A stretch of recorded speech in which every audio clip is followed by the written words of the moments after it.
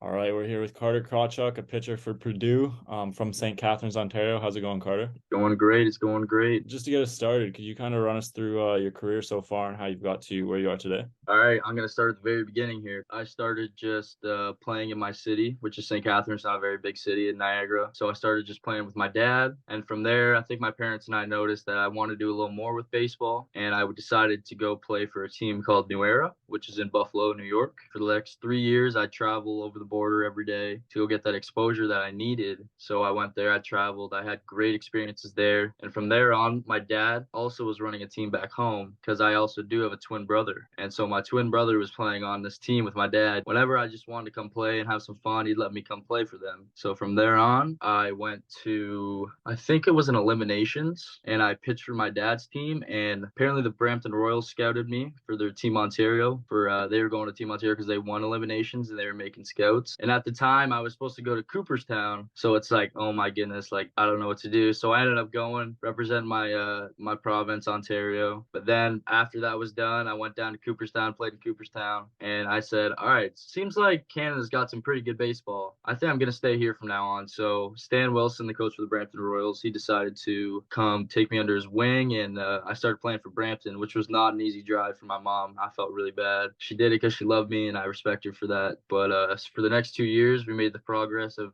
winning eliminations, going back to another national because we won in 2013. We had a really, really good team. We had Mitch Brown on our team who just pitched for Team Canada. From there on, CPBL kind of blew up. And everyone was like, okay, we're going to go our separate ways here. We're going to go somewhere else. So I decided to go to the Ontario Blue Jays, which a lot of my friends did that were on the Brampton Royals. And from there on, I went there for a year, decided, I wasn't the biggest fan of it. The drive was long to Mississauga, and I had a couple buddies on the Fieldhouse Pirates. And from there, I went to the Fieldhouse Pirates, which was in Burlington. But from there, I met a man named George Halim. He's a great recruiter. He's got contacts with a bunch of people. He kind of just exploited me and put me out in the world. I mean, spin rate wasn't really a big thing back then, and then finally the Rapsodo came out, Yeah. and I was pulling off numbers that not many people have seen before, and I was honestly surprised to see. And that kind of just made my value just shoot up a lot more than it was before. And from there on, I got an offer from Purdue. I decided, you know what, this is a school in Indiana. It's not too far away from my house.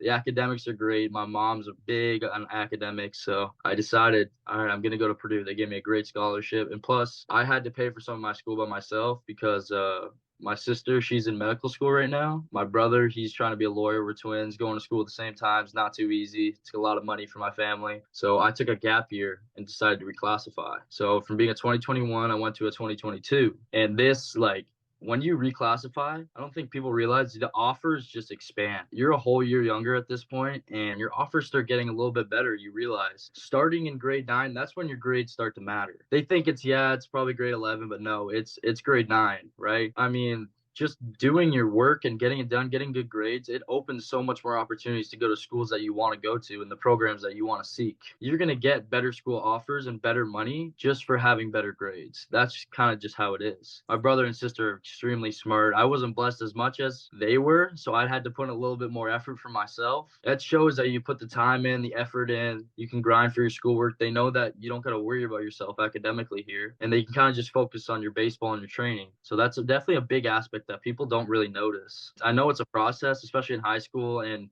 you got a lot of friends, a lot of influences, but you got to get it done. And I mean, it gets you where you want to be at the end of the day. And more on like the pitching side. Obviously, a very common question among young pitchers is, how to get that velocity up. So, what did you do to really work on velocity? I wish that when I was younger, I knew about going to the gym more and learning mobility and eating healthier. I wish someone would teach me that kind of stuff because at a young age, it's hard to gain velocity being a pitcher. Like, it's, of course, it's going to come with maturity, but you can help enhance those things, which people don't realize by just simply going to the gym and learning dynamics of even your mechanics that you need to learn. I wish I realized younger that throwing every day and throwing often is the best way to keep your arm healthy. I don't think people Yeah. realize that. They say take a break, but I think that if you can build up the endurance in your arm and you throw hard every other day, you can become a great baseball player. Number one, that's reps.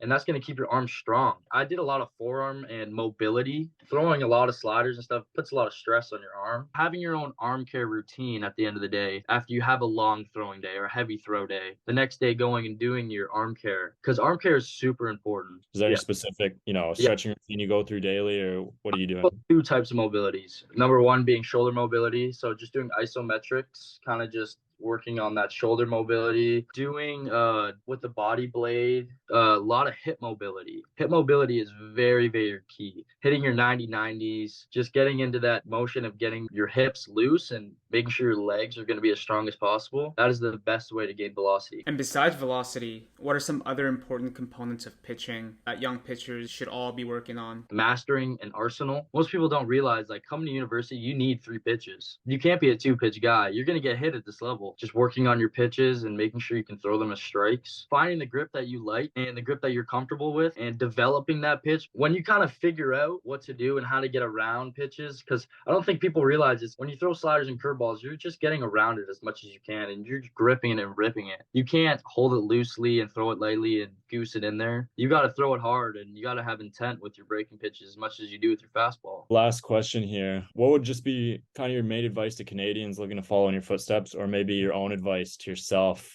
say, when you're a 15-year-old or 16-year-old? Yeah, I got a couple things. Definitely staying positive and being optimistic. You can't be a negative baseball player. It doesn't work like that. You got to stay positive in what you do, but at the same time, you got to be disciplined in what you do. I think that Canadians don't realize that there is a lot of opportunity for us at the end of the day. Like, yes, it's not as big of a thing. There's not as many scouts, but if you work your butt off and you grind, there's going to be opportunities out there if you go to the right places. And I think that if Canadians stick at it, we can become a great country at baseball. Like, I know we're indoors a lot, which it can get annoying, but when you get out there, jump on that opportunity. You know what I mean?